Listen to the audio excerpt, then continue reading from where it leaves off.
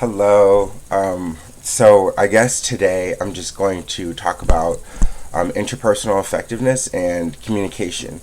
Now, I feel like I just did a video about this, or maybe I didn't.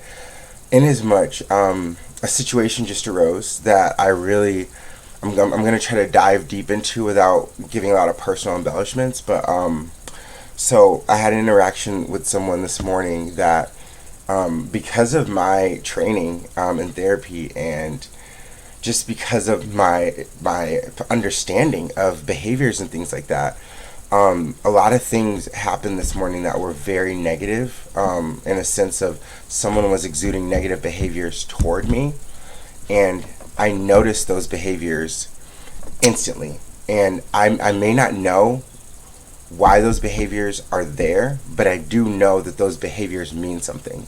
It's information. Before I went through all my different forms of therapy, I would have had reactions to those behaviors that would have probably ignited even more negative behaviors between me and this other person. But I honestly, it very easily was able to distance myself from the behaviors in the moment, like in the present moment. And for me, I dissociated. I almost actively, because I knew my body and my mind knew that those behaviors were causing stress and were also causing a lot of other emotions to rise very quickly. And yeah, I went through the emotions of a lot of different things inside of myself. But that's the thing, it was inside of myself. And the moment I had a free space from that person with those behaviors, I started to assess everything. And while my assessments were completely accurate, I pinpointed what the behaviors were. And so I guess I should talk about what happened. So I woke up. Well, I did not wake up actually. I did wake up. I was awake, and I noticed certain things. So I guess there's only really one way to talk about this. I guess I have to just do the personal embellishments. So I'm staying with my mother right now, just due to the fact that I just got to California like a week ago, and she's insisted that I stay here. Now, I've spent a lot of time with my father, a lot of time. I don't think that my father has any cluster B, any personality disorders or mood disorder at all. As a matter of fact, I am very certain my father doesn't. My father has substance abuse disorder, for sure. And he has a couple of other things going on. But his ability to effectively communicate, his ability to do all the things, they're amazing. He has never had therapy.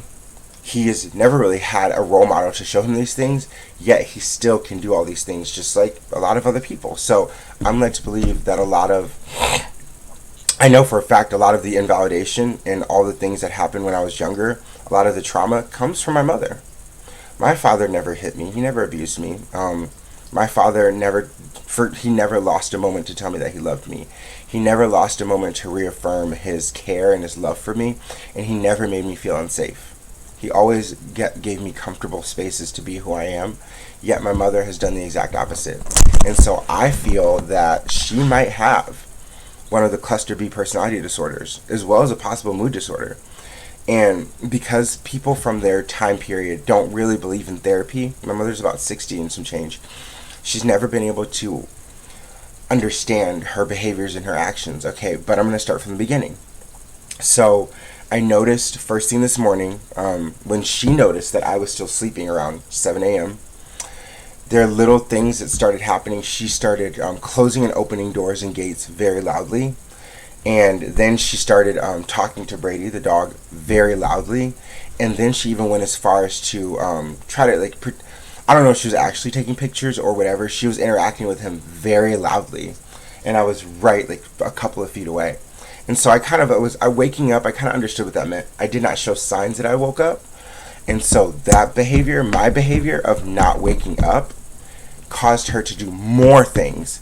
All the way to the point where she was literally yelling at me, Darian! Darian! And I'm like, whoa. I woke up and I was like, yes? And she was like, I need this and I need that. And I'm like, okay, let's calm down.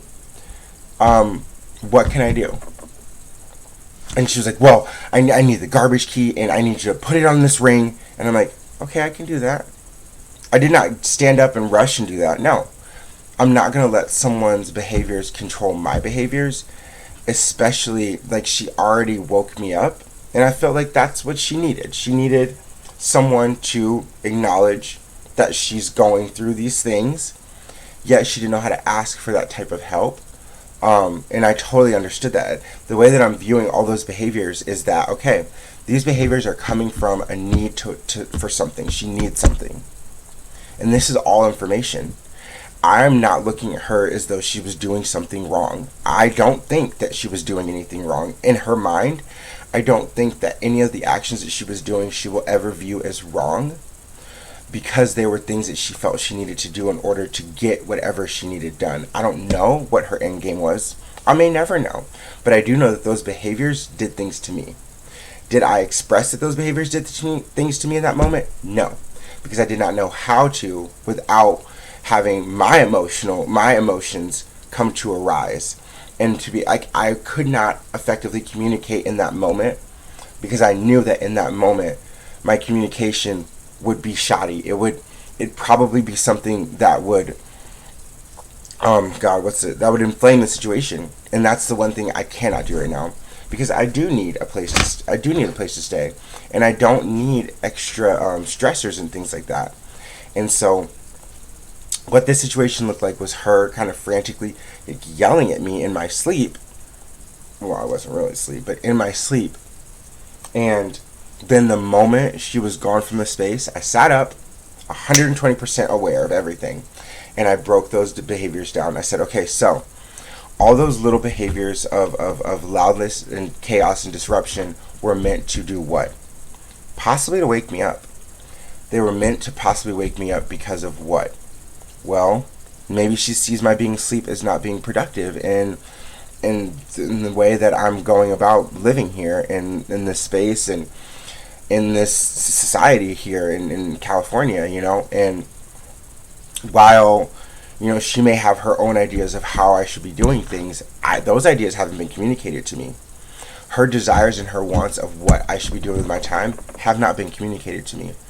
And with that said, even if I do feel like I know what she wants, I'm not going to do things based on what I think that she wants. I'm not going to do things based on my projection of what she might want. I can't do anything that someone's not asking me to do. I can't sit down and break down these situations and then come to a pinpointed understanding of what I need to do. However, I do now know that what I need to do for me is I need to limit those interactions with her in a way that is structured, and that also lets her know that, I'm taking a step back from us, and I'm going to do it in a constructive way. So I made a plan on how I would speak to her the next time we see each other, because we won't see each other for the day. I have plans later on in the day, and I will be gone all night, and I will be gone until tomorrow morning. And so the moment I get back with her, I'm going to say, hey, I just want to talk about some things, nothing too serious. I just noticed that, yesterday morning, there were a couple of behaviors that I saw and that I noticed that kind of signaled to maybe you not feeling the best and not feeling okay. And while I don't know what's going on, I do know that those behaviors are information and kind of what I think I need to do in order to maybe give you the space that you need to understand those behaviors. I think what that looks like for me and what I feel safe doing is maybe limiting our interactions. And I would like for us to talk about how we can do that. We don't have to talk about the behaviors. We don't have to talk about those things unless you are comfortable with talking about those things. However, I want to talk about solutions. That's what I focus on. I focus on solutions. And a solution for me is to limit our interactions so that those behaviors can be understood on her side, as well as those behaviors can be avoided on my side. Because I don't need or want extra things to deal with. I already have my own set of things to deal with. And I can't help someone who doesn't want help. I can't help someone who's not asking for help, and I can't help someone who doesn't want to understand why they're doing the things they are doing. I do know, however, she was hurting this morning, or she was hurting, or something was hurting her. I can only guess as to what that is. I can never know unless I ask. And I can't directly ask because of the reason that I know that she would, well, I don't know, but I'm pretty sure based on past interactions, she's my mother, I've known her my whole life, she would get defensive and she will start to feel attacked and she'll lash out. And so I just want to let her know I've already come up with a solution, so we don't need to worry about that. I'm going to limit our interactions. And what that looks like is when she gets home from work, I'm going to ask her, not today, but tomorrow we're going to have a talk, and I'm going to say, hey, do you think that we could have maybe a 10-minute window from when you get to work, from when you get home, if I'm home, for us to communicate? And then I'm going to go. I'm going to go, and I'm going to give you all the time that you need to be in your home and feel the normality of of your routines and what you've had before. Because I personally feel like maybe my presence is a stressor in the sense of, maybe you feel like you can't express yourself and be yourself in your own space, and that's very important. I know how important that is for me. And so I want to give her that back. It's not easy taking someone into your home and helping them, even if they are your child. And maybe even harder if they are your child, especially because there are traumas between me and her. There are traumas that she's put on me and traumas I put on her. And so I'm amenable to the ever-changing situations, but I can only do so much. I am one person. I am a person that already is having a bunch of trouble with a lot of things, but one thing I'm not having trouble with is identifying these behaviors. I can identify the behaviors instantly now. And I thank my forms of therapy. I thank being able to see those behaviors in me and but I can with myself trace them all the way back to why they fucking come. I can't trace her behaviors back to why they're there. I can only see them, assess what they could mean, and then also bring them to the forefront. And that seems like it's going to be a possibly uncomfortable conversation, for sure. But it's a conversation that needs to happen. Otherwise, those behaviors will persist, and I will slowly but steadily grow in rage. And what that's going to look like is I am for sure going to blow up. And if I for sure blow up, that is for sure going to deteriorate every single thing I've been trying to do here. And so the only thing I can do is effectively communicate, interpersonal communications, That's literally in the DBT workbooks and all my training. So I just wanted to say that this is an example of how our therapies that we need for BPD and for our health literally work. If you work them and if you really grow into your different things, your different methods of dealing with things and your different coping skills, it actually fucking works. Because this morning could have turned into something so bad. I don't know if you ever had a person yelling at you out of your sleep, but I have sleep trauma. My dog was murdered. Not murdered. My dog was killed in my sleep. And so I do have sleep trauma. Waking up for me can be the most terrifying thing in the world, because when my dog was killed, he was stepped on an accident. I woke up to the sounds of screams and things like that. And the moment I woke up, I had seconds to hold him in my arms and say goodbye to him. And so waking up for me is now kind of a weird thing, especially if I'm being woken up by someone yelling or screaming.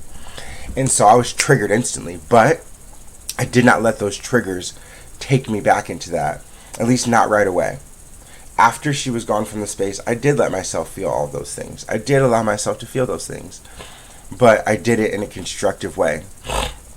And I'm just so proud of myself. And this is, life is going to work out. It's going to be really difficult. It is. And it's not going to just come all the time. This is a win right now, but I'm not always going to win. I'm not always going to win these. I'm not always going to win these moments with myself. I'm not always going to have control over myself. But I do know that right now I do. And I'm very proud of that. So with that, I'm going to let this go.